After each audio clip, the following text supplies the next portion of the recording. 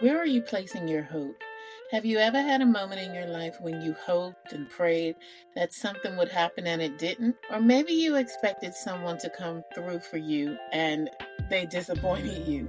We've all had that happen before. Sometimes when we find ourselves in a situation, we first seek out those closest to us because it feels natural. They may have said, "Don't worry, I've got you," when in fact, they actually didn't have you. Romans 5:5 says, "Now hope does not disappoint, because the love of God has been poured out in our hearts by the Holy Spirit who was given to us." When you take it to God first, you are putting your trust in the hope that God can guarantee you.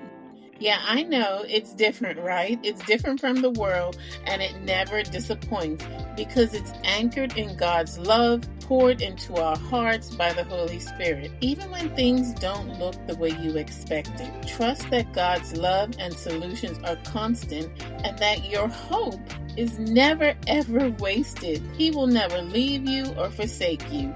So I'll see you tomorrow for another 1 minute on purpose.